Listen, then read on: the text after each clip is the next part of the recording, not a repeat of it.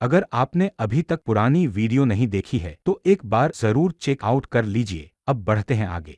कुछ समय पहले एक गुफा के अंदर, टारगेट बस आगे ही है, कोई कहता है। वे चर्चा करते हैं कि उनके पास अब भी कितने मैजिक जेम्स बचे हैं। पार्टी का एक मेंबर लीडर से कहता है, हमें इस इंकर्जन में जैकपॉट मिला है। लीडर मैजिक जेम को देखते हुए कमेंट करता है, इतने बड़े साइज का जेम आसानी से $100 का हो सकता है। ताई क्यूंग उत्साहित होकर पूछता है, इस सब की कुल कीमत कितनी होगी?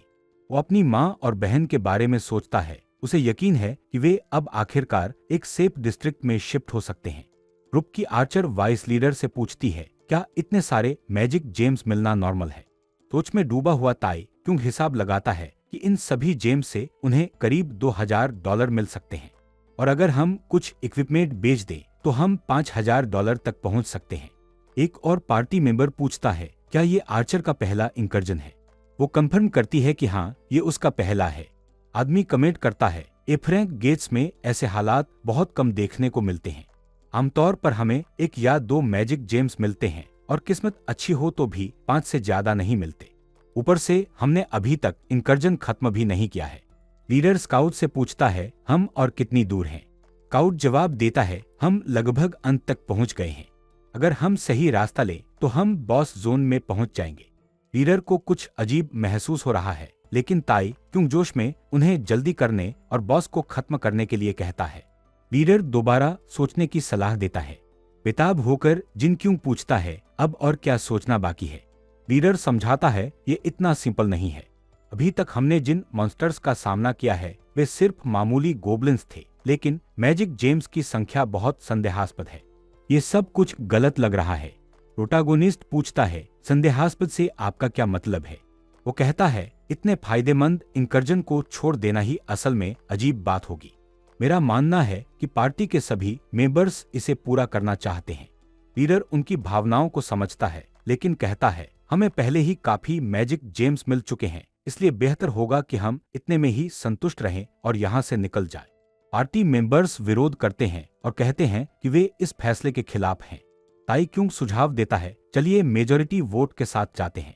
लीडर आह भरता है और मान जाता है, लेकिन उन्हें तैयार रहने की चेतावनी देता है। मेंबर्स खुशी खुशी जवाब देते हैं, हम समझ गए। बाद में बॉस के कमरे में ताई क्यूंग बुरी तरह डरा हुआ है।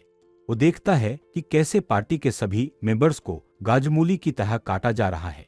डर के मारे कांपते हुए वो अपनी जगह पर जम जाता है। बॉस एक ड्रैगन है। लीडर चोनसू रेंगते हुए प्रोटागोनिस्ट की तरफ आता है और उसे पुकारता है। अचानक ड्रैगन लीडर पर पैर रखकर उसे कुचल देता है।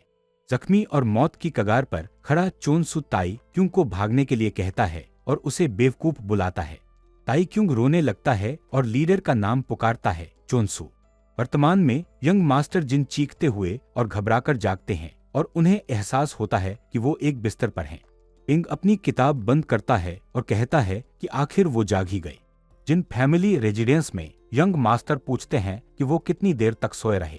इंग जवाब देता है कि वो 5 दिनों तक बेहोश थे। वो आगे कहता है कि चूंकि उनकी हालत बहुत नाजुक थी, हेड मेरिक ने कह दिया था कि शायद वो अगला दिन भी न देख पाए।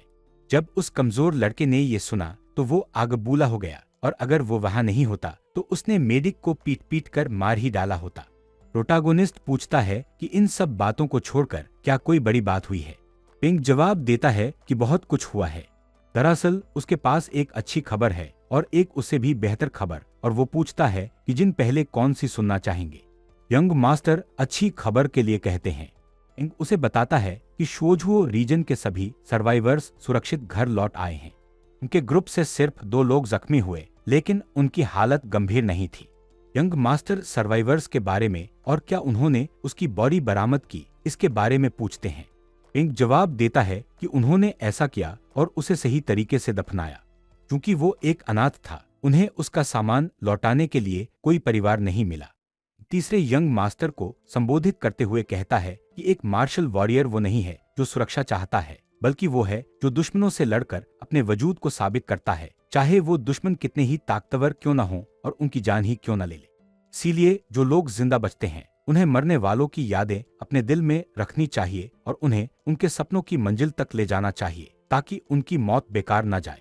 प्रोटागोनिस्ट हल्की मुस्कान देता है गहरी सांस लेता है और दोहराता है उनके सपनों की मंजिल। वो पूछता है कि उसका सपना क्या था। इंग जवाब देता है कि उसका सपना पूरी दुनिया का सबसे महान मार्शल वॉरियर बनना था। यंग मास्टर हैरान रह जाता है। इंग कहता है कि ये सफर बहुत लंबा और मुश्किल होगा। जिन हंसते हुए कहता है कि ये एक मजाक है। इंग मुस्कुराते हुए कहता है कि जिन आखिरकार अपने पुराने अंदाज में लौट आए हैं। यंग मास्टर उसे शुक्रिया कहता है। इंग फिर कहता है कि अब और भी बेहतर खबर सुनाने का वक्त है और उसे बताता है कि 2 दिन पहले हेंगशुई में एक बड़ी लड़ाई हुई थी। मेन फैमिली के 100 एलीट वॉरियर्स ने हैंग माउंटेन स्वॉर्ड सेक्ट के 200 वैंगार वॉरियर्स के खिलाफ जंग लड़ी। संक्षेप में कहें तो वो एक जबरदस्त जीत थी। हेंगशुई माउंटेन स्वॉर्ड सेक्ट के सिर्फ 30 वॉरियर्स जिंदा बचे और भागने में कामयाब रहे और हमारी तरफ से भी उतने ही वॉरियर्स जख्मी हुए, लेकिन वे खतरे से बाहर थे। हालांकि वे हैंग माउंटेन स्वॉर्ड सेक्ट की माइनर फैमिली के लीडर ली सियो गुआंग को नहीं पकड़ पाए, लेकिन उन्होंने उसके अंडर काम करने वाले पीक रेल्म के 2 मार्शल मास्टर्स को मार गिराया। इन दोनों को हैंग माउंटेन के ट्विन डेमंस के नाम से जाना जाता था। यंग मास्टर जिन हैरान होकर पूछते हैं क्या उन्हें एल्डर ने हराया था। पिंग जवाब देता है नहीं। उस समझाते हुए कहता है उन दोनों को मैंने और हमारे लॉर्ड ने संभाला था। सच कहूं तो वो कहता है वे दोनों कोई बड़ा खतरा नहीं थे। बदकिस्मती से वो जिंदगी और मौत की लड़ाई थी, इसलिए उन दोनों को अपनी जान से हाथ धोना ही पड़ा।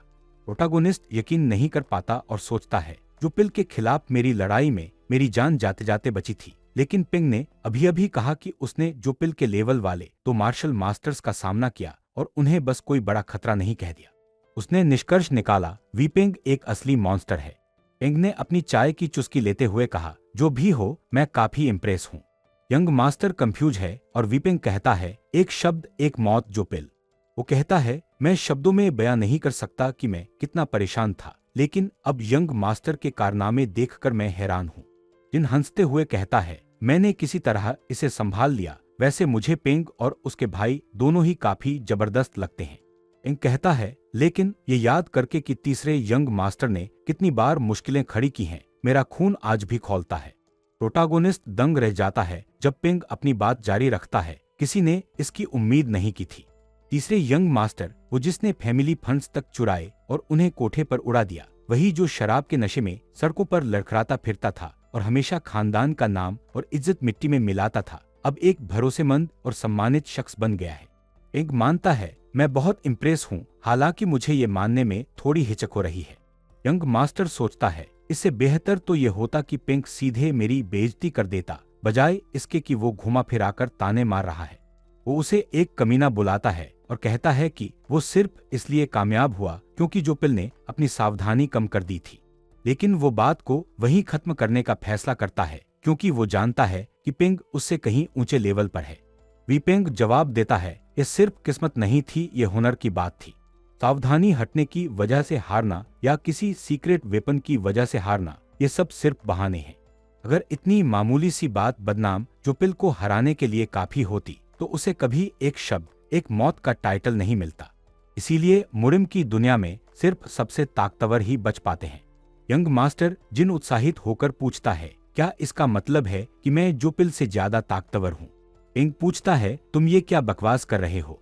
वो आह भरते हुए समझाता है ये तो साफ है कि जुपिल तुमसे कहीं ज्यादा ताकतवर है। वो पूछता है क्या तुम्हें लगता है कि एक पीक रेल्म मार्शल मास्टर कोई मजाक है, जिन बस इतना काबिल था कि उसने चालाकी भरे तरीकों से जुपिल को हरा दिया। जो भी हो ये तो तय है कि उस घटना में हैंग माउंटेन स्वॉर्ड सेक्ट को भारी नुकसान उठाना पड़ा है। प्रोटैगनिस्ट कमेंट करता है देखने से तो लग रहा है कि उन्होंने 3 पीक मार्शल मास्टर्स खो दिए हैं। पिंग जवाब देता है बात सिर्फ इतनी नहीं है। वो बताता है किसी ने उस सेक्ट को उससे भी बड़ी शिकस्त दी है जो मैंने अभी बताया। जिज्ञासु होकर यंग मास्टर जिन पूछता है तुम्हारे कहने का क्या मतलब है। अचानक एक आवाज आती है ये सब जस्टिफिकेशन की बात है। ये क्यों कमरे में दाखिल होता है और समझाता है उन्होंने जंग शुरू करने का जस्टिफिकेशन खो दिया है क्योंकि ताइवान के जिन खानदान के तीसरे यंग मास्टर ने यह साबित कर दिया कि वो जहर जैसे अपमानजनक तरीकों का सहारा लिए बिना भी काफी ताकतवर है। माइनर फैमिली का लीडर कंफर्म करता है वाकई वे आखिरकार आ ही गए। यंग मास्टर जिन चौंक जाता है जब उसका भाई उसे गले लगाने के लिए दौड़ता है। जिन चिल्लाता है दूर रहो, लेकिन विक्युंग उसे जोर से पकड़ लेता है। तीसरा यंग मास्टर चिढ़कर कहता है, मैं एक मरीज हूं, मुझे छोड़ो। सोचते हुए वो चाहता है कि काश वे उसे अकेला छोड़ देते। बाद में शाम के वक्त कुछ पेड़ों के बीच कई टेंट लगे हुए हैं। एंग माउंटेन स्वॉर्ड सेक्ट का लीडर एक जवान लड़के के चेहरे पर थप्पड़ मारता है। वो उसे चेतावनी देता है, भले ही तुम मेरे बेटे हो, लेकिन तुम्हें उस हार की सजा भुगतनी होगी। वो अपने बेटे को हुक्म देता है, अभी के अभी यहाँ से चले जाओ। वो नौजवान बात मान लेता है और कहता है, जैसी आपकी मर्जी। एक लीडर फिर सबको आदेश देता है, सब ध्यान से सुनो। वो समझाता है, जंग की वजह से हमने 200 वॉरियर्स और 2 पीक रेलम मार्शल मास्टर्स को खो दिया, जिन्हें हैंग माउंटेन के ट्विन डेमंस के नाम से जाना जाता था। वो इन हारों का दोष उनके ओवर कॉन्फिडेंस और सावधानी हटने को देता है। वो कहता है, अब इस बात से कोई फर्क नहीं पड़ता कि हमें ब्लैक मार्केट के गुंडों को काम पर रखना पड़े या दूसरे इलाकों के डाकुओं को। हमें ज्यादा से ज्यादा सैनिकों को भर्ती करने के लिए जो भी करना पड़े हम करेंगे। वो उन्हें हुक्म देता है, इज्जत और शोहरत को भूल जाओ, क्योंकि अब सिर्फ ताकत मायने रखती है। अगर हम जंग हार गए तो हम सिर्फ अपनी इज्जत ही नहीं बल्कि अपनी जान भी खो देंगे। आखिरकार वो ऐलान करता है, हमारे पास 4 दिन हैं और उसके बाद हम ताइवान के जिन खानदान पर फिर से हमला करेंगे। वहां मौजूद हर कोई एक साथ जवाब देता है, लीडर की इच्छा ही हमारा आदेश है। कुछ समय बाद डॉक्टर यंग मास्टर जिन की पट्टियां हटाता है। यकीन न करते हुए वो कहता है, मेरे 10 साल के इस अस्पताल के करियर में ये पहली बार है। मैंने ऐसा कुछ पहले कभी नहीं देखा। प्रोटागोनिस्ट सोचता है, भले ही मेरा लेवल बढ़ गया है, लेकिन मैं पूरी तरह ठीक नहीं हुआ हूँ, पर यह असल में अच्छा ही है। अगर मैं एक ही बार में पूरा ठीक हो जाता तो शक से बचना मुश्किल होता। डॉक्टर कहता है, 100 साल पुराने जिनसांग के रिकवरी इफेक्ट्स के बावजूद आपकी रिकवरी फिर भी असाधारण रूप से तेज थी। प्रोटागोनिस्ट हैरान होकर सोचता है, ये 100 साल पुराना जिनसांग क्या है और इसका मुझसे क्या लेना देना है। डॉक्टर को याद आया कि जिन की याददाश्त जा चुकी है। वो समझाता है, करीब 1 साल पहले एक ऐसी घटना हुई थी जहां दवाओं का पूरा स्टॉक खाली हो गया था। यंग मास्टर को इस पर यकीन नहीं हुआ। डॉक्टर ने अपनी बात जारी रखी, अस्पताल का हेड बहुत गुस्से में था। पैसों के बावजूद 100 साल पुराना जिनसांग हासिल करना आसान नहीं है। उसने आगे कहा, जिन ने एक ऐसी आध्यात्मिक दवा का सेवन किया था जो तुरंत अंदरूनी ची को 20 साल तक बढ़ा सकती है। जिन सोचने लगा, ये कैसे मुमकिन है। फिर उसे एहसास हुआ, वो डार्क रंग का गोला जो मैंने खाया था वो असल में वही कीमती 100 साल पुराना जिनसांग था। उसे अपनी किस्मत पर यकीन नहीं हुआ, मैंने बिना जाने इतनी कीमती चीज खा ली। पछताते हुए उसने सोचा, मुझे नहीं पता था कि वो कितना कीमती था। हालांकि उसने निष्कर्ष निकाला, हालात को देखते हुए मेरे पास वही एक रास्ता बचा था। डॉक्टर ने कहा, जिन अब लगभग ठीक हो चुका है और उसे फिलहाल कोई दिक्कत नहीं होनी चाहिए, इसलिए अब मैं चलता हूँ। अभी भी सोच में डूबा हुआ जिन विचार करता है कि वाकई में बहुत बड़ी बर्बादी थी। प्रोटागोनिस्ट सिस्टम विंडो देखकर झूम उठा। उसे एहसास हुआ, अब मैं लेवल 30 पर हूँ। उसने खुद से कहा, मैंने एक ही बार में 13 लेवल्स हासिल किए, जिससे मेरी फेम और ची दोनों में जबरदस्त बढ़ोतरी हुई है। मुस्कुराते हुए उसने माना, मैंने वाकई में पीक रेलम मार्शल मास्टर जोपिल को हरा दिया। उस वक्त को याद करते हुए जब वो किसी भी मामूली डाकू से डर जाता था, उसने निष्कर्ष निकाला, मैंने काफी तरक्की कर ली है। इसके अलावा उसे वन स्ट्राइक नाम का एक नया स्किल हासिल हुआ। उसने अंदाजा लगाया, ये मेरी piercing with all my power तकनीक जैसा ही है। उसने महसूस किया, सबसे जरूरी बात यह है कि पहले एक एफ्रैंक हंटर के तौर पर इस स्किल को एक बार इस्तेमाल करना ही मेरी लिमिट थी, लेकिन अब लेवल 30 की मार्शल वॉरियर बॉडी के साथ उसने सोचा, क्या मैं इसे कई बार इस्तेमाल कर पाऊंगा। उसने खुद से सवाल किया, क्या ये स्किल इसलिए ऐसे काम करती है क्योंकि मैं एक गेम में हूँ, या ये असल में कई बार इस्तेमाल की जा सकती है। चलते हुए उसने कुछ अजीब महसूस किया। उसने देखा कि सड़क पर कई लोग उसके बारे में फुसफुसा रहे हैं। इससे उसे अपने भाई की कही हुई अफवाहों की याद आ गई। अफवाहें थीं कि उसने वॉरियर्स की एक सेना का नेतृत्व करते हुए जोपिल और उसके 100 आदमियों को हराया था और शोझो इलाके के लोगों को सही सलामत बचाया था। जिनको एहसास हुआ, मैं इन अफवाहों के बारे में पूरी तरह भूल गया था और ये मेरी सोच से कहीं ज्यादा बड़ी है। थोड़ा शर्मिंदा होते हुए उसने सोचा, फिर भी ये कोई बुरा एहसास नहीं है और शायद मुझे ऐसा मौका दोबारा न मिले। ये सब मुझे मिली जबरदस्त फेम की वजह से था। उसे ये भी लगा, इसका एक हिस्सा जिन विक्यों की वजह से है जो इन अफवाहों को सच साबित करना चाहता था। शर्म के मारे प्रोटागोनिस्ट ने जंगल में छिपने के बारे में सोचा, लेकिन उसने आह भरी और मुस्कुराते हुए कहा, गेम इसीलिए तो खतरनाक होते हैं, मुझे मुरिम की दुनिया में चिंताई क्यों बनकर जीने में मजा आने लगा है। इसी सोच के साथ उसने फैसला किया, अब इस जगह से निकलने का वक्त आ गया है। बाद में यंग मास्टर पूछता है, क्या ये एक मुश्किल लड़ाई होगी? क्यों जवाब देता है, इसीलिए हम दुश्मन के संभलने से पहले ही उनकी मेन फोर्सेस पर हमला करने का प्लान बना रहे हैं। यंग मास्टर पूछता है, ये कब होगा? माइनर फैमिली हेड जवाब देता है, ये 2 दिन बाद होगा। वहां सन्नाटा छा जाता है और जिन कहता है, मैं समझ गया। वो सोचता है, ये इतनी जल्दी क्यों हो रहा है? क्या मैं तब तक लॉग आउट भी कर पाऊंगा? क्यों समझाता है, किस्मत से शांक्सी के 5 गेट्स, जिनके साथ हमारी फैमिली के हमेशा से अच्छे रिश्ते रहे हैं, मदद के लिए तैयार हो गए हैं। मैं चाहता हूं कि जिन हमारी सेना में शामिल हो और रियर गार्ड की रक्षा करे। अचानक एक सिस्टम विंडो एक मैसेज के साथ दिखाई देती है। क्वेस्ट रियर गार्ड विक्यूंग ने तुम्हें रियर गार्ड की सुरक्षा का काम सौंपा है। इस क्वेस्ट को स्वीकार करने से दूसरे मार्शल वॉरियर्स तुम्हारी हिम्मत से प्रेरित होंगे और तुम्हारा नाम रोशन होगा। शर्तें और रिवॉर्ड्स देखकर जिनको लगता है कि ये मेहनत के लायक है और वो इसे स्वीकार कर लेता है। हालांकि वो मन ही मन सोचता है, मुझे शक है कि मैं तब तक यहाँ रहूंगा भी या नहीं। माइनर फैमिली हेड उसे शुक्रिया कहता है, मुझे खुशी है कि मैं तुम पर भरोसा कर सकता हूँ, तुम्हारी मौजूदगी ही सबका हौसला बढ़ा देगी। यंग मास्टर जिन अपने भाई को बुलाता है और कहता है, मुझे कुछ पूछना है। विक्यूंग उसे अपनी बात रखने के लिए कहता है। प्रोटागोनिस्ट कहता है, किसी तरह मैं सेकंड डोमेन तक पहुंच गया हूं। उसका भाई तुरंत उसे टोकते हुए पूछता है, क्या तुम सच में सेकंड डोमेन में हो? यंग मास्टर इसकी पुष्टि करता है और समझाता है, इसीलिए मैं पूछ रहा हूं कि अपने रेल्म को आगे बढ़ाने के लिए मुझे क्या करना होगा। विक्यूंग जवाब देता है, जिन तुम फर्स्ट डोमेन में हो। कंफ्यूज होकर जिन जोर देता है, मैं सेकंड डोमेन में हूँ। उसका भाई उसे सुधारते हुए कहता है, तुम फर्स्ट डोमेन में हो। फर्स्ट डोमेन के वॉरियर का पीक रेल्म मार्शल मास्टर को हराना अपने आप में एक असाधारण बात है। प्रोटागोनिस्ट फिर से दावा करता है, मुझे यकीन है कि मैं सेकंड डोमेन में हूँ। विक्यूंग पूछता है, तुम्हें ये किसने बताया? जिन जवाब देता है, किसी ने कहा तो नहीं, पर इसे शब्दों में कहना मुश्किल है। मुझे बस महसूस होता है कि मैं एक सेकंड डोमेन वॉरियर हूँ। उसका भाई दिलचस्पी लेते हुए पूछता है, क्या तुम्हें सच में ऐसा लगता है? जिन हाँ कहता है। माइनर फैमिली हेड तब कहता है, ये बहुत आसान है। यंग मास्टर पूछता है, क्या ये सच है? विक्यूंग उठता है, उसके पास जाता है और अपनी उंगली चाय में डुबोकर मेज पर लिखना शुरू करता है। प्रोटागोनिस्ट गौर से देखता है और उत्साहित होकर पूछता है, क्या ये शिन अक्षर है जिसका मतलब यकीन है?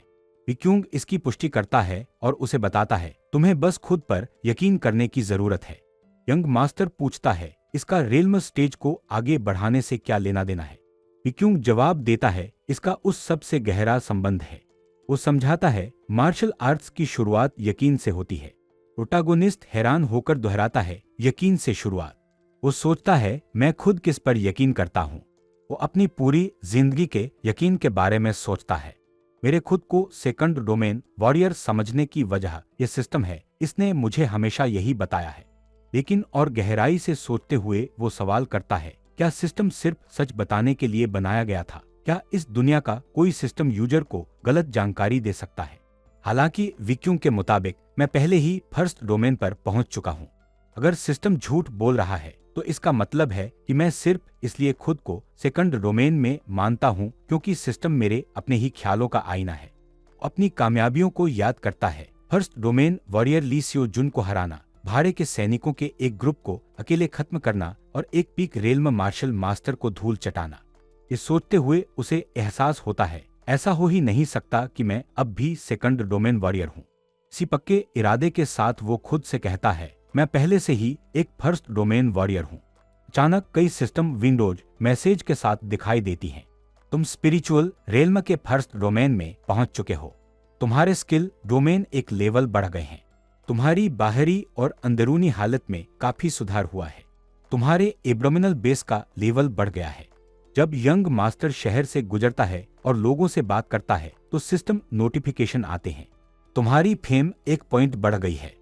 यंग मास्टर जिन सोचता है, जिस तरह से लोग मुझसे पेश आ रहे हैं, ऐसा लगता है जैसे मुझे हमेशा से सबका प्यार मिलता रहा है।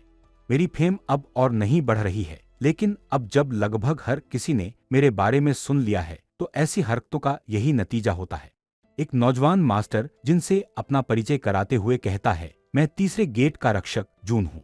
जिन अपना सम्मान दिखाता है और हेलो कहता है, फिर आगे बढ़ जाता है, लेकिन वो तुरंत पीछे मुड़ता है और पूछता है, क्या तुम शांक्सी के 5 गेट्स में से एक हो? आप बिल्कुल सही कह रहे हैं, जून कंफर्म करता है। प्रोटागोनिस्ट उसे शुक्रिया कहता है, इतनी दूर से हमारी मदद के लिए आने के लिए आपका धन्यवाद।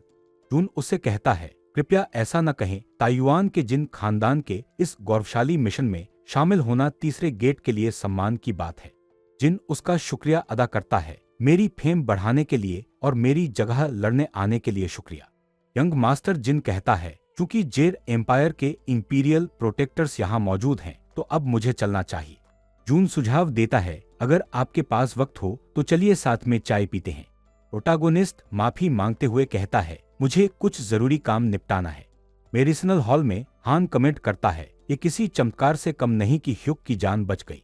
ह्यूक जवाब देता है, हान सही कह रहा है। वो उस पल को याद करता है जब जोपिल ने पाम स्ट्राइक का इस्तेमाल किया था। जोपिल एक मॉन्स्टर था, कोई ऐसी तकनीक का इस्तेमाल कैसे कर सकता है? हान समझाता है, ऐसा इसलिए क्योंकि जोपिल एक पीक रेल्म मार्शल मास्टर था। ह्यूक पूछता है, क्या हान वाकई में इससे ठीक है? हान कंफ्यूज होकर पूछता है, क्या ह्यूक का मतलब कमजोर होने से है? ह्यूक साफ करता है, मेरा वो मतलब नहीं था। हान मानता है, मैं हमेशा से जानता था कि मैं कमजोर हूँ, लेकिन बात यह है कि मैं इसे कभी स्वीकार नहीं करना चाहता था। अब से मैं ताकतवर बनने के लिए अपनी पूरी जान लगा दूंगा, जोपिल जितना ताकतवर। ह्यूक ये सुनकर हैरान रह जाता है। हान कहता है, जब मैंने इस तरह सोचना शुरू किया तो मुझे बहुत खुशी हुई और एहसास हुआ कि अगर मैं पीक रेल्म मार्शल मास्टर बन गया तो मैं बहुत कुछ हासिल कर सकता हूँ। ह्यूक उस लड़के को देखकर समझ जाता है कि वो बदल गया है और तुरंत चिल्लाता है, उस लेवल तक सबसे पहले मैं पहुंचूंगा।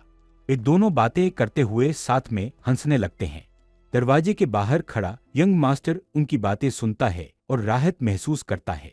मैं ये जानने के लिए उत्सुक था कि ये लड़के क्या बातें कर रहे हैं, लेकिन ये तो अंदर अपना ही ड्रामा चला रहे हैं। ये तो बहुत ही शर्मिंदा कर देने वाली सिचुएशन है। जिन सोचता है, मैं जंग शुरू होने से पहले उनसे विदा लेने का सोच रहा था, लेकिन अब बात करने की जरूरत नहीं क्योंकि उन्हें इस हाल में देखकर ही मैं संतुष्ट हूँ। अचानक स्यूल आती है और कहती है, ये तो हमारे लॉर्ड सेवियर हैं। यंग मास्टर सोचता है, अब मैं लॉर्ड नहीं रहा। अंकल गोंग और स्योचोन यंग मास्टर को देखकर खुश हो जाते हैं और स्यूल उन्हें खींचकर पास ले जाती है। जिन पूछता है, आप अब कैसा महसूस कर रहे हैं? गोंग जवाब देता है, मैं लगभग ठीक हो चुका हूँ क्योंकि मैं काफी समय से रिकवर कर रहा हूँ। गोंग कहता है, जो भी हो, मैंने सुना है कि एक बड़ी जंग शुरू होने वाली है। मुझे उम्मीद है कि तैयारी के मामले में सब कुछ ठीक चल रहा होगा। प्रोटागोनिस्ट हैरान होता है, अगर ये बात सिर्फ मेन फोर्सेस को पता होनी चाहिए थी और गोंग जैसे इंसान को ये पता है जो अपना सारा वक्त अस्पताल में बिताता है, तो इसका मतलब है कि पूरे ताइवान के जिन खानदान को इस बारे में पता है। मुझे डर है कि कहीं हैंग माउंटेन स्वॉर्ड सेक्ट के किसी जासूस को इस बारे में पता न चल जाए। वो निष्कर्ष निकालता है, इससे कोई फर्क नहीं पड़ता क्योंकि जल्द ही मैं इसमें शामिल नहीं रहूंगा। गोंग मास्टर जिन को पुकारता है, जो जवाब देता है, सब कुछ बहुत अच्छे से चल रहा है। गोंग कहता है, चूंकि ये लड़ाई खानदान की किस्मत का फैसला करेगी, मुझे यकीन है कि यंग मास्टर काफी चिंतित होंगे। खैर, मुझे खुशी है कि मुझे वो सामान मिल गया जो आप पीछे छोड़ आए थे। प्रोटागोनिस्ट पूछता है, क्या मैंने कुछ पीछे छोड़ा था? अचानक स्योचोन कपड़े में लिपटी हुई एक चीज लेकर आता है। गोंग समझाता है, चूंकि यंग मास्टर बेहोश थे, ये वो चीजें हैं जो आप हासिल नहीं कर पाए थे। जो चीजें अपनी नहीं होती, उन्हें वापस करना ही सही तरीका है। मैं सलाह दूंगा कि आप इस पैकेट को तब खोलें जब आपको मौका मिले। बेहतर होगा कि दूसरों की नजरों से दूर। यंग मास्टर सोचता है, क्या इसके अंदर कुछ जरूरी है? जब उसने पैकेट खोला तो वो हैरान रह गया। ये तो पागलपन है, वो चिल्ला उठा। उसने एक ट्रांसेंडेंट रैंक फायर पाम तकनीक की किताब, एक पिकरैंक ब्लेजिंग फ्लेम पिल और आखिर में एक नामलेस स्वॉर्ड देखी। यंग मास्टर जिन ने शिकायत की, अगर गेम ने मुझे ये शानदार आइटम्स देने का प्लान बनाया था तो उन्हें ये शुरुआत में ही दे देने चाहिए थे। साफ है कि वे मुझे थोड़ा और खिलाने की कोशिश कर रहे हैं। चिढ़कर उसने कहा, मैं इसमें नहीं फंसूंगा। लेकिन उसने माना, आइटम्स वाकई में बहुत अच्छे हैं। अगर मैं ये स्पिरिचुअल पिल खा लूं और डिवाइन फायर पाम चलाना सीख लूं तो मैं भी जोपिल की तरह अपने हाथों से आग निकाल सकूंगा। हालांकि उसे डर था कहीं मैं खुद को ही आग न लगा लूं। उसने निष्कर्ष निकाला, सेफ्टी मेरी पहली प्रायोरिटी है और मुझे इसे कभी नहीं भूलना चाहिए। जिस पल मैं कुछ और सोचने लगूंगा मैं अपनी जान गंवा दूंगा। अचानक 2 सिस्टम नोटिफिकेशन दिखाई दिए। आपके कारनामों की अफवाहें फैलती जा रही हैं और आपकी फेम 1 पॉइंट बढ़ गई है। शाम के वक्त एक नकाबपोश शख्स ने पूछा, क्या सब कुछ कंट्रोल में है? सीनियर एल्डर ने जवाब दिया, सब कुछ लगभग पूरा हो चुका है क्योंकि मैंने अपनी सेना को तैनात कर दिया है। नकाबपोश शख्स ने उसे चेतावनी दी, अपनी सावधानी मत हटने देना, क्योंकि अगर माइनर फैमिली के हेड को हमारे प्लान्स के बारे में पता चला तो चीजें उलझ जाएंगी। एल्डर ने उसे भरोसा दिलाया, चिंता की कोई बात नहीं है क्योंकि सब कुछ पूरा हो चुका है। उसने सोचा वो महान दिन आखिरकार आ गया है जब शांक्सी प्रांत के 2 बड़े खानदान टकराएंगे। सब कुछ खत्म हो जाएगा और एक नए युग की शुरुआत होगी। उसे यकीन था मैं ताइवान के जिन खानदान का हेड बनूंगा, शांक्सी प्रांत को एकजुट करूंगा और यहाँ का शासक बनूंगा। अगली सुबह युद्ध के नगाड़े बजने लगे। यंग मास्टर ने स्टेटस विंडो चेक की और उसे एहसास हुआ कि लॉग आउट करने के लिए उसे 500 फेम की जरूरत थी, लेकिन वो अब भी पीछे था और सिर्फ 475 तक ही पहुंचा था। एक और सिस्टम विंडो ने ऐलान किया, ताइवान के जिन खानदान का हर शख्स आपके बारे में फैली अफवाहों से वाकिफ है। हैरान होकर उसने गाली दी और सोचा, इस रफ्तार से तो मुझे इस जंग में हिस्सा लेना ही पड़ेगा। ताइक्यूंग सैकड़ों योद्धाओं के सामने खड़ा है जो सब ऐलान का इंतजार कर रहे हैं। कुछ मिनट बीत जाते हैं, फिर विक्यूंग बाहर आता है और अपने ऊंचे मंच पर खड़ा हो जाता है। वो भीड़ की तरफ देखता है जो बड़ी बेसब्री से उसके आने का इंतजार कर रही थी। वो बोलना शुरू करता है और बताता है कि दुश्मनों के पास उनसे ज्यादा योद्धा और पीक रेल्म के मार्शल मास्टर्स हैं। इस खबर से योद्धाओं का जोश कम होना लाजमी था, लेकिन वो आगे कहता है कि उनके दुश्मन कई सिर वाले भेड़ियों से अलग नहीं हैं। वो कहता है दुश्मन की फौज में गूंडे, लालची भाड़े के सैनिक और बेशर्म डाकू भरे हुए हैं। उनके अंदर जरा सी भी इज्जत या उसूल नहीं बचे हैं। वो थोड़ी देर के लिए रुकता है ताकि वहां खामोशी और तनाव बढ़ सके। फिर वो जारी रखता है, ये एक नर्क जैसी जंग होगी जिसमें तुम्हारी जान भी जा सकती है। लेकिन वो ऐलान करता है, जीत पक्का हमारी ही होगी, जो काबिल होगा वही बचेगा। वो ये बात उनके जहन में उतार देता है ताकि वो अपना सब कुछ लगा दें और अंत तक जिंदा रहें। विक्यूंग की जीत की ललक और उसकी दमदार स्पीच ने योद्धाओं के जोश में आग लगा दी। वो इतनी जोर से चिल्लाते हैं कि उनकी आवाज पूरे शहर में गूंज उठती है। फिर वो युद्ध के मैदान की ओर अपनी यात्रा शुरू करते हैं। मीलों तक सैकड़ों योद्धा पूरे दिन मुश्किल रास्तों से होकर गुजरते हैं। उसी रात बाद में योद्धा अपना कैंप लगाते हैं और आराम करते हैं। ताइक्यूंग आग के पास बैठा होता है और अपने सामने एक जाना पहचाना चेहरा देखता है। वो ह्युक को वहां देखकर हैरान रह जाता है, जो अस्पताल में ठीक होने के बजाय जंग के मैदान में बैठा था। ह्युक समझाता है कि वो अब बिल्कुल फिट है और ऐसी जंग नहीं छोड़ना चाहता जिससे उनके खानदान का नाम जुड़ा हो। मजे की बात यह है कि ह्युक को अस्पताल से छुट्टी नहीं मिली थी और वो वहां से भागकर आया था। ताइक्यूंग उसे वापस भेजने की कोशिश करता है, ये कहकर कि वो थका हुआ लग रहा है, लेकिन ह्युक मना कर देता है और मजाकिया अंदाज में दिखाता है कि वो कितना सेहतमंद है। उन दोनों के बीच ह्युक की असली हालत को लेकर काफी बहस होती है। ताइक्यूंग इस बहस को खत्म करने के लिए ह्युक को टेंट लगाने में दूसरों की मदद करने का काम दे देता है, लेकिन इससे पहले कि वो अपनी बात पूरी करता, ह्युक जख्मी होने का नाटक करने लगता है और जमीन पर गिर जाता है। इस वजह से ताइक्यूंग उसे मजाकिया अंदाज में पीटता है। विक्यूंग उस नोकझोंक कर रही जोड़ी के पास आता है। क्या ह्युक ठीक है? वो पूछता है। वो दोनों अपनी बहस बंद कर देते हैं। ह्युक जल्दी से उसे नमस्ते करता है, जबकि ताइक्यूंग अपने भाई का पूरे सम्मान के साथ स्वागत करता है। विक्यूंग ह्युक को आराम करने के लिए कहता है क्योंकि वो अभी भी सही हालत में नहीं लग रहा था। वो ह्युक के कंधे पर हाथ रखता है और उसे भरोसा दिलाता है कि उसके अंदरूनी जख्म पूरी तरह भर चुके हैं। फिर विक्यूंग अपने छोटे भाई की तरफ मुड़ता है और कहता है, आओ मेरे साथ चलो। कुछ देर बाद दोनों भाई चांदनी रात में जंगल में अकेले टहल रहे होते हैं। विक्यूंग पूछता है, ताइक्यूंग तुम्हारी रिकवरी कैसी चल रही है? वो जवाब देता है, सब ठीक चल रहा है, खासकर जब से मैंने अपने स्टेटस पॉइंट्स बांटे और लेवल अप किया है, जिससे मैं और भी ताकतवर हो गया हूँ। ताइक्यूंग को रियर गार्ड की ड्यूटी दी गई है, जिसका मतलब है कि उसे सिर्फ कुछ योद्धाओं से ही निपटना होगा। ये बात ताइक्यूंग को पसंद नहीं आती क्योंकि इससे उसे ज्यादा शोहरत नहीं मिलने वाली थी। वो इस अकेले वक्त को एक मौके की तरह देखता है ताकि अपने बड़े भाई से एक अच्छा मिशन मांग सके। वो एक लंबी चौड़ी कहानी बनाता है जिससे उसे ज्यादा एक्सपीरियंस और नाम कमाने का मौका मिल सके। ये इमोशनल कहानी सुनकर विक्यू की आंखों में आंसू आ जाते हैं और वो अपने छोटे भाई की तारीफ करता है। लेकिन ताएक्युंग ये सब किसी नेक काम के लिए नहीं कर रहा था। वो बस मेन लड़ाई शुरू होने से पहले लॉग आउट करना चाहता था। बदकिस्मती से विक्युंग ताएक्युंग की गुजारिश को नहीं मान सकता। वो उसकी सोच की सराहना करता है लेकिन ताएक्युंग को पीछे के मोर्चे पर ध्यान देने के लिए कहता है। इस पर ताएक्युंग विक्युंग से दोबारा सोचने के लिए कहता है।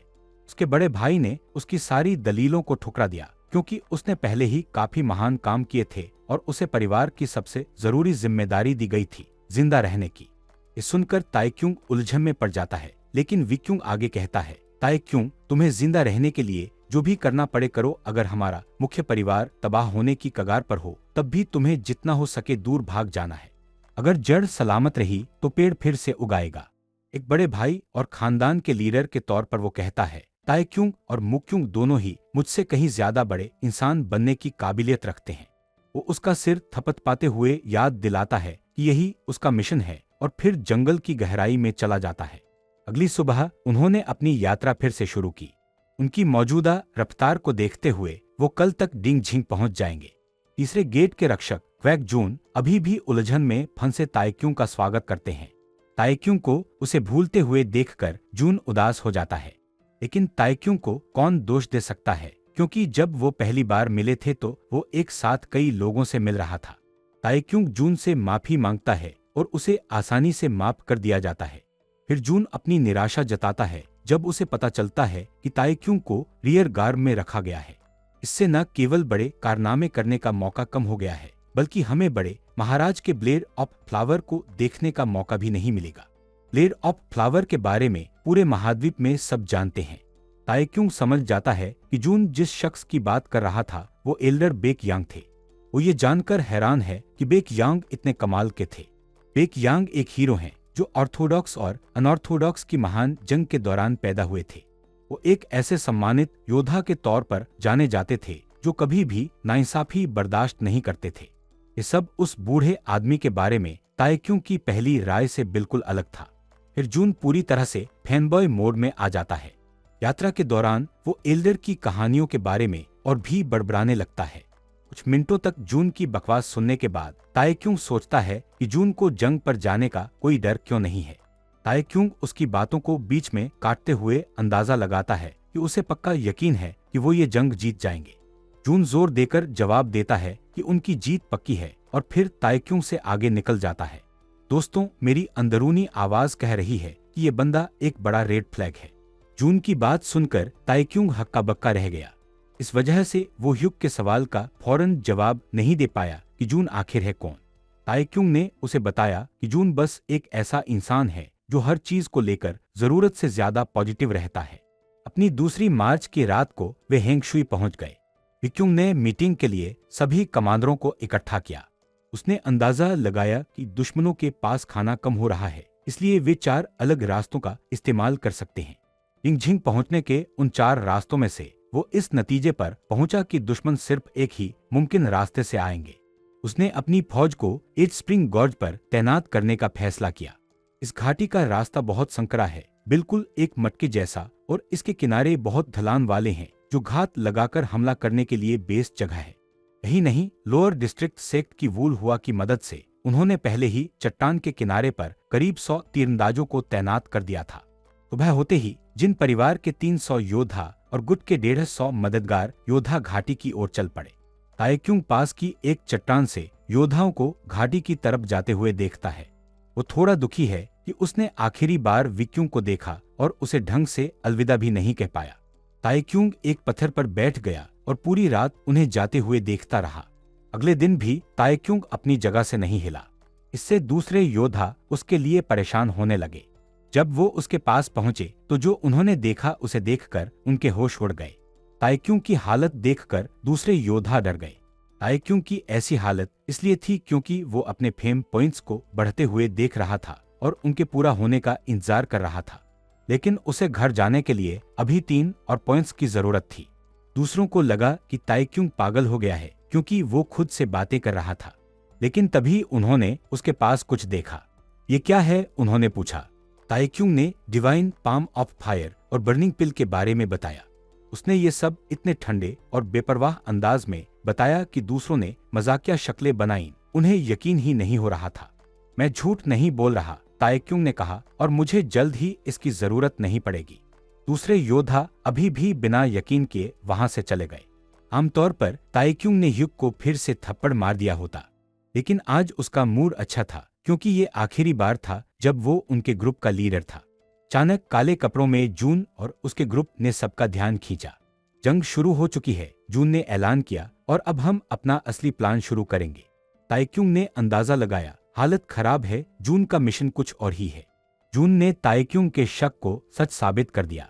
हमारा प्लान रियर गार्ड के हर एक बंदे को खत्म करने का है, जून ने कहा, और फिर हम मेन फोर्स के साथ मिल जाएंगे।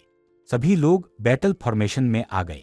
रियर गार्ड के योद्धाओं ने खानदान के गद्दारों के खिलाफ अपना गुस्सा निकाला। पीछे हट जाओ, ताइक्यूंग ने दूसरों से कहा। वो सब उलझन में थे। उन्हें लगा था कि ये प्रोटेक्टर्स मामूली योद्धा हैं, पर यह सच से बहुत दूर था। जून और उसका ग्रुप कमजोर नहीं है, ताइक्यूंग ने समझाया, ये सब फर्स्ट रेट वॉरियर्स हैं। ताइक्यूंग को पछतावा हुआ कि उसने लॉग आउट करने पर इतना ध्यान क्यों दिया। 4 दिन साथ रहने के बावजूद उसे गद्दारी के होने का जरा भी अंदाजा नहीं हुआ। ताइक्यूंग को जून और उसके कातिलों के ग्रुप को खत्म करने का क्वेस्ट मिला, जिसे वो मना नहीं कर सकता था। हत्यारों ने हमला शुरू कर दिया और ताइक्यूंग को पीछे धकेल दिया। उसने चालाकी से उन्हें छका दिया और एक जबरदस्त कॉम्बो काउंटर अटैक किया। जो जून पहले बहुत हवा में उड़ रहा था, उसका कॉन्फिडेंस धीरे धीरे कम होने लगा। ताइक्यूंग के हाथों अपने साथियों को एक एक करके मरते देख वो घबरा गया। उसे सबसे ज्यादा हैरानी इस बात पर हो रही थी कि ताइक्यूंग इतने सारे हथियार आखिर निकाल कहां से रहा है। लेकिन सिर्फ ताइक्यूंग ने ही जून को हैरान नहीं किया था। दूसरे मेंबर भी डटकर मुकाबला कर रहे थे और बैटल फॉर्मेशन का इस्तेमाल करके दुश्मनों को मार रहे थे। ये कोई बैटल फॉर्मेशन नहीं है, ये लोग बस बहुत बड़े डरपोक हैं, जून बुदबुदाया। जून की तरफ से जीतने की उम्मीदें धीरे धीरे खत्म हो रही थी। उनके पास जो जानकारी थी वो पूरी तरह गलत थी। उन्हें लगा था कि ताइक्यूंग बस एक किस्मत वाला इंसान है। उन्हें ठोकर खाकर समझ आया कि वो एक ट्रांसेंडेंस रैंक मार्शल मास्टर है। जून ने भागने का प्लान बनाया, लेकिन ताइक्यूंग ने फौरन उसे रोक लिया। उसने अपनी भाले की नोक से उसे डराया। कुछ ही देर बाद उन्होंने जून को बांध दिया। वे उससे जानकारी निकलवाने के लिए उसे टॉर्चर करने लगे। ताइक्यूंग ने उसे फिर से उसके मालिकों और असली प्रोटेक्टर्स के ठिकाने के बारे में पूछा। जून ने ताइक्यूंग के चेहरे पर थूकने की कोशिश की, पर उसका निशाना काफी दूर रह गया। उसे चिढ़ाने का मकसद पूरा हो गया था, इसलिए ताइक्यूंग ने बड़े प्यार से उसकी जमकर कुटाई कर दी। जून ने अपना बचाव करते हुए कहा कि वे ही असली प्रोटेक्टर्स हैं। ह्यूग ने कंफर्म किया कि उसकी बात बिल्कुल झूठ है। उसने बताया कि protectors of the third gate एक ऐसा सेक्ट था जो 30 साल पहले ही तबाह हो गया था। वे अनाथ बच्चों को योद्धा बनाने के लिए मशहूर थे। कुछ मेंबर उलझन में पड़ गए। उन्हें लगा कि शायद उन्होंने असली प्रोटेक्टर्स को मार दिया है और ये लोग बस उनका नाटक कर रहे थे। ये सुनकर जून हंसने लगा। उसने बताया कि protectors of the third gate को सिर्फ उस आदमी की सेवा के लिए बनाया गया था। ये वो बड़ा प्लान था जिसे वो 30 साल से तैयार कर रहा था। इस जानकारी के मुताबिक सिर्फ हेर एल्डर बेक यांग ही वो इंसान हो सकते हैं। वो इस बात में फिट बैठते हैं, लेकिन उनका मकसद क्या है? ताइक्यूंग सोचने लगा। फिर उसने बेक यांग से जुड़ी सभी जरूरी घटनाओं के बारे में सोचा और उसे कुछ एहसास हुआ। उसने ह्यूग से पूछा कि जंग के लिए कितने नए योद्धा शामिल हुए हैं। ह्यूग ने जवाब दिया कि करीब 100 योद्धा। फिर ताइक्यूंग ने उससे हेर एल्डर के योद्धाओं की गिनती पूछी। ह्यूग ने जवाब दिया कि इसमें मुख्य फौज के कम से कम आधे योद्धा शामिल थे। अचानक सबको समझ आ गया कि ताइक्यूंग क्या सोच रहा था। हेर एल्डर ने सिर्फ इसी दिन के लिए विक्यूंग को खानदान एकजुट करने में मदद की थी। उसने ये सब इसलिए किया ताकि इस एक जंग से वो सब कुछ हासिल कर सके। उसका भाई और मुख्य परिवार की फौज अब खतरे में है।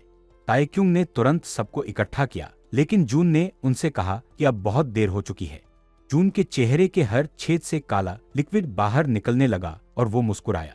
उसने ताइक्यूंग से कहा कि महान योजना पहले ही शुरू हो चुकी है। आज से शांक्षी प्रांत को एक नया मालिक मिलेगा जहर की वजह से मरने से पहले ये उसके आखिरी शब्द थे। फिर सिस्टम ने ताइक्यूंग को मैसेज दिया कि उसने अपना क्वेस्ट पूरा कर लिया है। इससे न केवल उसका लेवल अप हुआ बल्कि उसे इतने फेम पॉइंट्स भी मिल गए जिससे वो गेम से लॉग आउट कर सके। वो आखिरकार अपने घर वापस जा सकता है। उसने अपने परिवार और असल दुनिया के बारे में सोचा, लेकिन उसे एहसास हुआ कि वो अभी वापस नहीं जा सकता। उसने उनसे माफी मांगी और थोड़ा और इंतजार करने की गुजारिश की। जैसे ही उसने अपना भाला उठाया और अपने भाई को बचाने का फैसला किया, बदकिस्मती से सिस्टम ने उसे जबरदस्ती गेम से लॉग आउट करना शुरू कर दिया। 3 सेकंड बाद ताइक्यूंग की नजरें और उसका होश धीरे धीरे ठिकाने आने लगे। जैसे ही टाइमर खत्म हुआ और गेम ने उसे मुरिम की दुनिया से बाहर निकाला, वीआर हेलमेट उतारने से पहले एक पल के लिए उसे अंधेरा दिखाई दिया। वो थोड़ा कांपने लगा और फिर उसने सिस्टम को आवाज दी। वहां से कोई जवाब नहीं मिला तो उसने अपनी कैरेक्टर प्रोफाइल खोलकर फिर से कोशिश की। इस बार भी कोई जवाब नहीं आया। फिर उसने सिस्टम के दूसरे ऑप्शंस आजमाए, लेकिन किसी ने भी कोई रिस्पॉन्स नहीं दिया। थोड़ी खामोशी के बाद एक क्लिक की आवाज आई और ताइक्यूंग खुशी से चिल्लाते हुए मशीन से बाहर कूदा, क्योंकि वो असल दुनिया में वापस आ गया था। अपनी वापसी का जश्न मनाना चाहता था, लेकिन तभी उसे वो आवाज सुनाई दी जिसकी वजह से ये सारी मुसीबत शुरू हुई थी। सोंग जिन्हो के खर्राटे, जिसके कारण ताइक्यूंग को हफ्तों तक दर्दनाक ट्रेनिंग से गुजरना पड़ा था। गुस्से और चिड़चिड़ाहट में उसने सो रहे सोंग जिन्हो की गर्दन पर वार किया और उस बेचारे को पीटता रहा। कुछ देर बाद जब ताइक्यूंग ने बताया कि उसके साथ क्या क्या हुआ, तो सोंग जिन्हो ने एक भी बात पर यकीन नहीं किया। ताइक्यूंग ने बताया कि वो खुद उलझन में है, क्योंकि सिर्फ 3 घंटे बीते थे और जिस कैप्सूल में वो था वो एक पुराना कबाड़ लग रहा था जो शायद किसी म्यूजियम में होना चाहिए। उसे खुद भी यकीन नहीं हो रहा था कि गेम के 30 दिन असल दुनिया के सिर्फ 3 घंटों के बराबर थे। सोंग जिन्हो को अभी भी ये नामुमकिन लग रहा था, जिससे ताइक्यूंग इतना चिढ़ गया कि उसने उसे पॉड के अंदर धकेल दिया और उसके सिर पर हेलमेट लगा दिया। वो चाहता था कि जिन्हो खुद इसे आजमा कर देखे। सोंग जिन्हो का मन नहीं था, पर ताइक्यूंग का गुस्से वाला चेहरा देखकर वो मान गया। ताइक्यूंग ने पॉड बंद कर दिया और 10 मिनट का टाइमर लगा दिया। असल दुनिया में 10 सेकंड बीत चुके थे, जिसका मतलब था कि गेम में आधा दिन गुजर चुका होगा और ताइक्यूंग को लगा कि सोंग जिन्हो पक्का वहां परेशान हो रहा होगा। लेकिन तभी सोंग जिन्हो बड़े आराम से पॉड से बाहर आ गया, जिसे देखकर ताइक्यूंग हैरान रह गया। उसने पूछा कि वो इतनी जल्दी बाहर कैसे आ गया, तो सोंग जिन्हो ने जवाब दिया कि जब पॉड का प्लग ही नहीं लगा है तो वो गेम कैसे खेलता। सोंग जिन्हो सोने के लिए कमरे से बाहर चला गया, लेकिन ताइक्यूंग वहां सन्न खड़ा रह गया। ये बात जानकर ताइक्यूंग की रूह कांप गई और वो सोचने लगा कि आखिर वो कौन सा गेम था जिसे उसे खेलने पर मजबूर किया गया था। वो खाली पॉड को देखते हुए सोचने लगा कि क्या ये सब सिर्फ एक सपना था, लेकिन उसे सब कुछ इतनी साफ तरह से याद था कि वो इसे महज एक वहम नहीं मान सकता था। फिर उसे यूजर मैनुअल की याद आई और उसने उसे जल्दी से ढूंढना शुरू किया। उसे वो मिल गया और वो उसके पन्ने पलटने लगा। उसे एक नया पेज मिला जिस पर लिखा था कि ये कैप्सूल मरने तक पहले यूजर से जुड़ा रहेगा। इसमें यह भी लिखा था कि गेम के समय को बढ़ाने के लिए इसमें टाइम मैनिपुलेशन की तकनीक है और खिलाड़ी अपने इन गेम कैरेक्टर के साथ पूरी तरह से सिंक हो जाएगा। ताइक्यूंग ने पूरा यूजर मैनुअल पढ़ लिया। इससे गेम को लेकर उसके सारे शक यकीन में बदल गए। फिर उसने कैप्सूल के टाइम मैनिपुलेशन फीचर के बारे में सोचा। क्या ह्यूक और उसकी यूनिट हेड एल्डर की गद्दारी की खबर विक्यूंग तक सही सलामत पहुंचा पाएंगे? क्या विक्यूंग एल्डर के हमले का डटकर मुकाबला कर पाएगा? वो असल दुनिया के समय से गेम के समय का हिसाब लगाने लगा, पर बीच में ही रुक गया। उसे लगा कि वे उसके बिना भी ठीक ही होंगे और वो और जानकारी जुटाने लगा। फिर उसने कैरेक्टर सिंक्रोनाइजेशन सिस्टम को समझने की कोशिश की, पर वो इस बात से उलझन में था कि एक खिलाड़ी और कैरेक्टर के एक होने का आखिर मतलब क्या है। उसने सिस्टम को आवाज देने से पहले अपना सिर पकड़ लिया। सिस्टम ने कोई जवाब नहीं दिया और ताइक्यूंग को इतनी चिढ़ हुई कि पड़ोसियों ने आवाज सुनकर उसकी शिकायत कर दी। सूरज निकलने के बाद वो हर उस दुकान पर गया जहां वीआर कैप्सूल मिलते थे। उसने बाजार में मौजूद सभी नए मॉडल्स देखे, लेकिन उनमें से कोई भी उसके कैप्सूल जैसा नहीं था। उसने वो मॉडल्स भी देखे जिनके ग्राफिक्स 70% तक असली दुनिया जैसे थे, लेकिन उनमें एनपीसी का हिलना डुलना और बातचीत करना उसके गेम के मुकाबले बहुत ही नकली लग रहा था। इसके अलावा किसी ने भी मुरिम लोगन के बारे में सुना तक नहीं था। जब उसे खुद कुछ पता नहीं चला तो उसने यूजर मैनुअल ली और सोंग जिन्हो को दिखाने का फैसला किया, क्योंकि वो वीआर गेम्स का बहुत बड़ा शौकीन था। आखिरकार सोंग जिन्हो को भी उस कंपनी या वीआर कैप्सूल मॉडल के बारे में कुछ पता नहीं चला। लेकिन सबसे हैरान करने वाली बात ये थी कि सोंग जिन्हो को सिर्फ पहला पेज दिख रहा था और वो बाकी के पेज नहीं देख पा रहा था। इसका मतलब था कि ताइक्यूंग ही इकलौता इंसान है जो ये जानकारी देख सकता है, और इस वजह से वो काफी वक्त तक उलझन में रहा। उस रात बाद में ताइक्यूंग पार्क की एक बेंच पर बैठा अपनी छोटी बहन को कॉल करता है। वो फोन उठाती है और बात शुरू करती है, लेकिन ताइक्यूंग उसकी आवाज सुनकर भावुक हो जाता है। काफी देर तक कोई जवाब न मिलने पर वो चिढ़ जाती है और फोन काटने वाली होती है। तभी ताइक्यूंग खुद को संभालता है और उसे जवाब देता है। वो पूछती है कि उसने फोन क्यों किया, जिस पर वो कहता है कि उसे उसकी आवाज की याद आ रही थी। इससे वो थोड़ी चिढ़ जाती है, पर ताइक्यूंग ये पूछकर उसे शांत कर देता है कि मम्मी कैसी हैं। वो बताती है कि वो अभी तक वापस नहीं आई हैं और अगर उसे इतनी ही फिक्र है तो वो खुद उन्हें फोन क्यों नहीं कर लेता। ताइक्यूंग की आंखों में अपनी बहन की आवाज सुनकर पहले से ही आंसू आ रहे थे। सोचो, अगर वो असल दुनिया में उसकी मम्मी होती तो क्या होता। अपने परिवार को देखे उसे सिर्फ एक ही दिन हुआ था। वो सोचने लगता है कि अगर वो कभी वापस नहीं आ पाता तो क्या होता, पर अब ये सब उसके लिए मायने नहीं रखता। उसके लिए जरूरी ये है कि वो अपनी दुनिया में लौट आया है और अब उसे अपने परिवार की हिफाजत करनी है। वो मुरिम के उन दिनों की यादों को सिर्फ एक सपना मान लेगा और अपनी असल जिंदगी जीने पर ध्यान देगा। अगले दिन सोंग जिन्हो सोकर उठता है और देखता है कि ताइक्यूंग काम पर जा रहा है। वीआर कैप्सूल बाहर कचरे के डिब्बे के पास पड़ा है।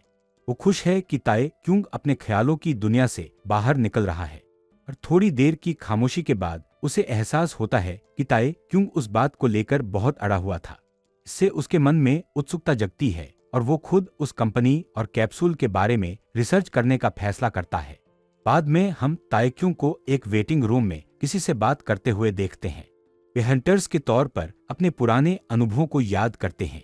जिस आदमी से ताइक्यूंग बात कर रहा था उसका नाम मिस्टर रफगाई है, पर उसका असली नाम अब तक किसी को नहीं पता। वो पहला हंटर था जिससे ताइक्यूंग अपनी शुरुआत के वक्त मिला था। ताइक्यूंग जानता है कि वो बहुत लंबे समय से हंटर के तौर पर काम कर रहा है, इसलिए ये थोड़ा हैरान करने वाला है कि वो अब भी यही काम कर रहा है। मिस्टर रफगाई अपने पुराने साथी से पूछता है कि वो किस गिल्ड में काम करता था। वो पिकनिक गिल्ड थी और ताइक्यूंग को कल ही वहां से निकाल दिया गया था।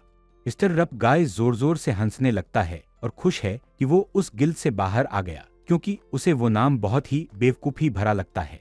जब वे बात कर रहे होते हैं तभी लाउडस्पीकर पर ऐलान होता है कि हुक्चुन नाम का एक ई-रैंक हंटर मेन लॉबी में पहुंचे। मिस्टर रफगाई खड़ा होता है और वहां चला जाता है। इससे ताइक्यूंग को पता चलता है कि मिस्टर रफगाई और हुक्चुन एक ही इंसान हैं, और उसे ये जानकर हैरानी होती है कि वो सिर्फ एक ई-रैंक हंटर था। इसका मतलब है कि उसने यहाँ तक पहुँचने के लिए बहुत कड़ी मेहनत की है। फिर उसे एहसास होता है कि वेटिंग रूम में मौजूद हर कोई ई-रैंक हंटर ही था। जैसे जैसे दूसरे हंटर्स को बुलाया जा रहा था, ताइक्यूंग अपनी बारी का इंतजार करते हुए चिढ़ने लगा। फिर इस बार लाउडस्पीकर पर उसका नाम पुकारा जाता है और उसे मेन लॉबी में बुलाया जाता है। वो लॉबी में जाता है और पीस गिल्ड का एक नौजवान उसे कुछ पेपर्स देता है जिन्हें उसे पढ़कर साइन करना है। बाद में हम ताइक्यूंग को एक काली वैन के अंदर कुछ दूसरे लोगों से मिलते हुए देखते हैं। हुक्चुन भी उसी वैन में है और उसे बताता है कि ये सब ई-रैंक हंटर्स हैं और एक दूसरे को 10 साल से ज्यादा वक्त से जानते हैं। ताइक्यूंग को लगता है कि उसका एक्सपीरियंस लेवल अब नौसिखिया जैसा नहीं है और दूसरों के मुकाबले वे सब पक्का वेटरन्स हैं। वो सोचता है कि उसे हुक्चुन बार बार क्यों दिख रहा है। अभी पता चलता है कि ताइक्यूंग का नाम खुद हुक्चुन ने ही इस पार्टी के लिए रिकमेंड किया था, लेकिन वो इस बात को छुपाने की कोशिश कर रहा था। थोड़ी देर पहले सूट वाले आदमी ने ताइक्यूंग को प्लान समझाया था। उसने बताया कि गेट ई-रैंक का है, ताइक्यूंग की पेमेंट 30 होगी, उसका हिस्सा 8 और 2 के अनुपात में होगा, पीस गिल्ड 20% लेगी। ताइक्यूंग रेड के दौरान उनका सामान संभालेगा। उसे एहसास होता है कि कोई भी गिल्ड सामान उठाने वाले को इतनी पेमेंट नहीं देती, इसलिए वो हुक्चुन की तरफ मुड़ता है और उसकी फिक्र के लिए उसका शुक्रिया अदा करता है। हुक्चुन कहता है कि ये कोई बड़ी बात नहीं है, क्योंकि उसने तो सिर्फ सुझाव दिया था। इसने आखिरी फैसला लिया वो वही सूट वाला आदमी था जिसका नाम चोई पता चलता है। वे गेट के बाहर पहुंचते हैं और रेड के लिए तैयार हो जाते हैं। गेट उस बड़ी तबाही के बचे हुए निशान हैं और ये वही रास्ते थे जिनसे 30 साल पहले डीमन किंग एस्मोडियस ने हमला किया था। लेकिन जल्द ही ये हंटर्स की कमाई का जरिया और हाई एनर्जी रिसोर्स इकट्ठा करने की जगह बन गए। गेट्स में मिलने वाले मैजिक जेम्स की वजह से ये सब मुमकिन हो पाया। गेट के अंदर ऐसी कोई भी चीज जो मैजिक से नहीं चलती उसे इस्तेमाल नहीं किया जा सकता, क्योंकि वो फौरन खराब होकर बेकार हो जाएगी। इसलिए हंटर्स को मैजिक जेम्स से बने गियर का इस्तेमाल करना पड़ता है। इस वजह से उनके खर्चों के साथ साथ उनकी पेमेंट भी बढ़ जाती है। सब लोग तैयार हो गए और ताए क्यों के गियर को देखकर सब हैरान थे। उसका गियर काफी पुराना और टूटने की कगार पर लग रहा था, जिस पर ह्युक्चुन ने कड़वी पर सच्ची बात कह दी। वो ताए क्यों की सलामती के लिए फिक्रमंद है। खैर, क्योंकि उसे सामान उठाने की ड्यूटी दी गई है तो उसका मौजूदा आर्मर अभी के लिए ठीक है, पर उसे चौकन्ना रहना होगा। रेड लीडर चोई पूरे क्रिम्सन ड्रैगन सेट में बाहर आता है, जिसे देखकर ताए क्यों दंग रह जाता है। ग्रुप में अचानक सन्नाटा छा गया। फिर चोई अलग अलग पोज देते हुए अपने गियर की खूबियों के बारे में बड़बड़ाने लगा। जब चोई की फैनबॉय वाली बकवास खत्म हुई तो हवा में खामोशी छा गई। गेट में घुसने से पहले ताए क्यों ह्युक्चुन से पूछता है कि उनके लीडर को क्या हुआ है। वो समझाता है कि चोई को गियर्स का जुनून है, इसलिए जब कोई उसके गियर पर ध्यान देता है तो वो फैनबॉय मोड में आ जाता है। ताए क्यों को लगा था कि चोई ही इस पार्टी में सबसे नॉर्मल इंसान है। ताए क्यों ने देखा कि उनकी पार्टी में बहुत कम लोग हैं और ह्युक्चुन से पूछा कि बाकी गिल्ड मेंबर्स कहाँ हैं, जिस पर उसने जवाब दिया कि पीस गिल्ड एक बिल्कुल नई गिल्ड है जिसमें गिल्ड लीडर समेत सिर्फ 3 ही मेंबर हैं। ये नई जानकारी ताए क्यों को चौंका देती है और उसे फिक्र होने लगती है कि क्या इतने कम लोगों के साथ रेड करना ठीक होगा। लेकिन ह्युक्चुन उसे यकीन दिलाता है कि चोई एक सिरैंक हंटर है। वे गेट में दाखिल होते हैं और लाइट स्पेल का इस्तेमाल करते हैं, जिससे अंधेरी गुफा रोशनी से भर जाती है। गुफा में क्या छुपा है? एक कोने में दुबके हुए गोबलिन्स का एक झुंड। गोबलिन्स ने नए आए हंटर्स को देखा और हमला कर दिया। जंग की ललकार के बीच भी चोई शांत रहता है। फॉर्मेशन में आ जाओ, वो हुक्म देता है। रेंज डीलर्स ने गोबलिन्स पर तीरों की बौछार कर दी और रेड की शुरुआत हुई। कई गोबलिन्स गिर गए पर कुछ तीर ढालों से रुक गए। रेंज डीलर्स पीछे हटो, चोई ने ऑर्डर दिया। टैंक्स आगे आओ। गोबलिन्स हंटर्स की तरफ लपके, पर उन्होंने हमलों को रोका और पलटवार किया। जब टैंक्स ने कई गोबलिन्स को ढेर कर दिया तो चोई ने कहा, एक तरफ हो जाओ, अब मेरी बारी है। वो बहुत तेजी से आगे बढ़ा और रास्ते में आने वाले गोबलिन्स को काटता चला गया। ताए क्यों चोई के प्रदर्शन को देखकर हैरान रह गया। मुरिम के हिसाब से तो ये एक फर्स्ट रेट योद्धा है, उसने सोचा। अभी ताए क्यों को अपने पीछे एक आवाज सुनाई दी। एक गोबलिन डर के मारे दुबका हुआ था। वो शैतानी मुस्कान के साथ मुस्कुराया। शायद मेरी स्किल्स यहाँ असल दुनिया में भी काम कर जाए। वो अपने स्टांस में आया और हमले के लिए तैयार हो गया, और इससे पहले कि वो कुछ कर पाता, चोई ने अपनी तलवार फेंकी और गोबलिन का सिर धड़ से अलग कर दिया। लूट इकट्ठा करना शुरू करो, उसने ताए क्यों से कहा। ताए क्यों के पास कोई शब्द नहीं थे। उसने खुद को संभाला और अपने काम पर ध्यान दिया। वे गेट में और गहराई तक गए। हर कोने और दरार के पीछे गोबलिन्स हमला करने के लिए तैयार बैठे थे, और ये हंटर्स काफी माहिर थे और उन्होंने हमलावरों की हर लहर को खत्म कर दिया। और हमले के बाद चोई ताए क्यों को लाशों से लूट इकट्ठा करने के लिए कहता। वे घंटों तक यही करते रहे।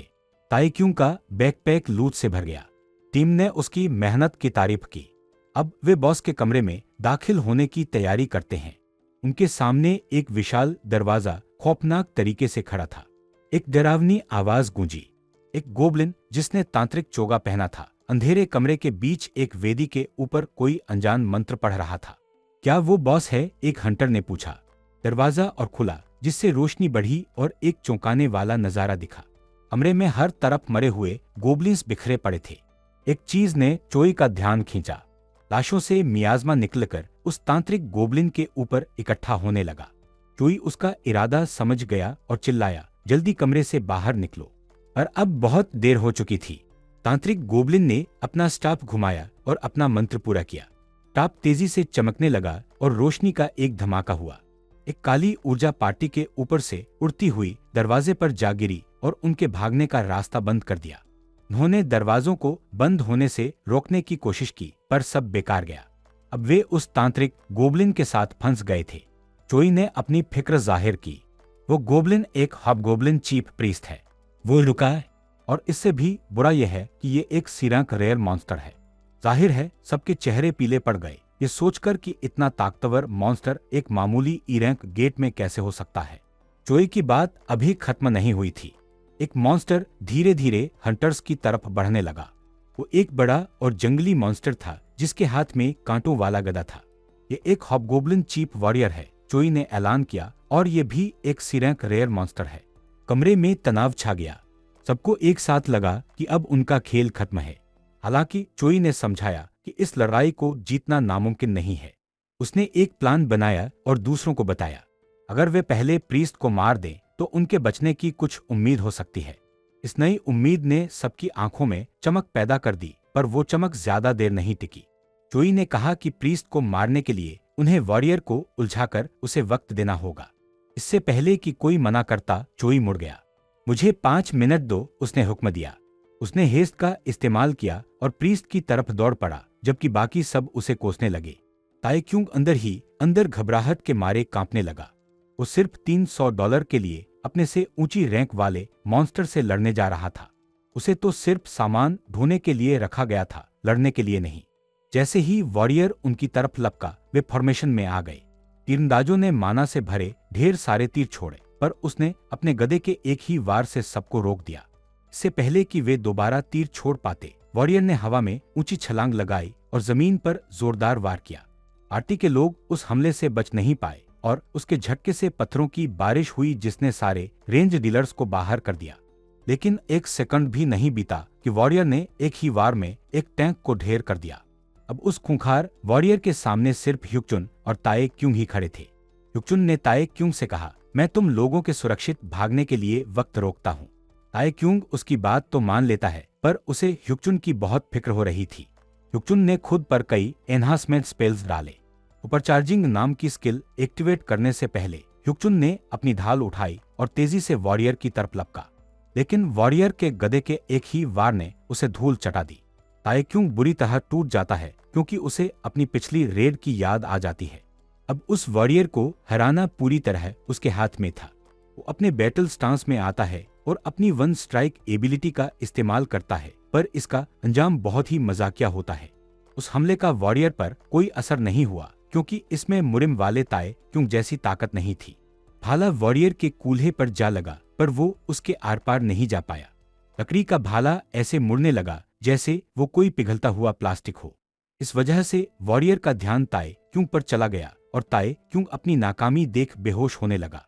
वॉरियर ने फिर से अपना गदा घुमाया, पर इससे पहले कि वो ताएक्यूंग को छू पाता, सिस्टम ने उसे नोटिफाई किया। इससे ताएक्यूंग की आंखें खुल गईं और सिस्टम ने बताया कि सिंक्रोनाइजेशन पूरा हो चुका है और सिस्टम ट्रांसफर हो गया है। ताएक्यूंग वापस खड़ा हुआ और बिना किसी खरोंच के वॉरियर के हमले को रोक दिया। उसके अंदर ची बनने लगी और तेजी से उसके पूरे शरीर में दौड़ने लगी। उसने न सिर्फ हमले को रोका बल्कि उसे पैरी भी कर दिया। ताएक्यूंग के शरीर से ची निकलने लगी और उसने वॉरियर पर अपनी ची सेंस एक्टिवेट की। इस हालत में ताएक्यूंग कांपने लगा, पर डर से नहीं बल्कि जोश से। वॉरियर दहाड़ा और ताएक्यूंग पर ताबड़तोड़ हमले करने लगा, पर ताएक्यूंग ने अपनी फुटवर्क तकनीक से उन सबको आसानी से चकमा दे दिया। वॉरियर चिढ़ गया और उसने ताएक्यूंग पर एक जबरदस्त स्लैम अटैक किया, पर उसे भी आसानी से चकमा दे दिया गया। फिर ताएक्यूंग ने अपने भाले से वॉरियर के शरीर पर कई वार किए। पहले ही वार ने वॉरियर का हाथ अलग कर दिया और बाकी हमलों ने उसे जख्मों से भर दिया। ताएक्यूंग के हमलों से वॉरियर इतना घबरा गया कि वो एक कोने में सिमट गया। ताएक्यूंग ने अपनी निराशा जाहिर की क्योंकि उसे अपनी वन स्ट्राइक स्किल इस्तेमाल करने की जरूरत भी नहीं पड़ी। उसने बड़े ही आराम से वॉरियर के मुंह के रास्ते उसके सिर में भाला घोंपकर लड़ाई खत्म कर दी। सिस्टम की आवाज गूंजी और ताएक्यूंग को उसकी वापसी पर बहुत खुशी हुई क्योंकि उसने उसकी जान बचाई थी। जोई ने उसे आवाज दी क्योंकि वो समझ नहीं पा रहा था कि अभी क्या हुआ। उन दोनों के पीछे सी-रैंक के दोनों मॉन्स्टर्स मरे हुए पड़े थे। जोई ने ताएक्यूंग की पहचान पूछी क्योंकि ये मुमकिन ही नहीं था कि एक एफ-रैंक हंटर ने सी-रैंक को मार गिराया हो। आज के लिए इतना ही। आगे की कहानी के लिए सन मेनवाह हिंदी को सब्सक्राइब करना ना भूले।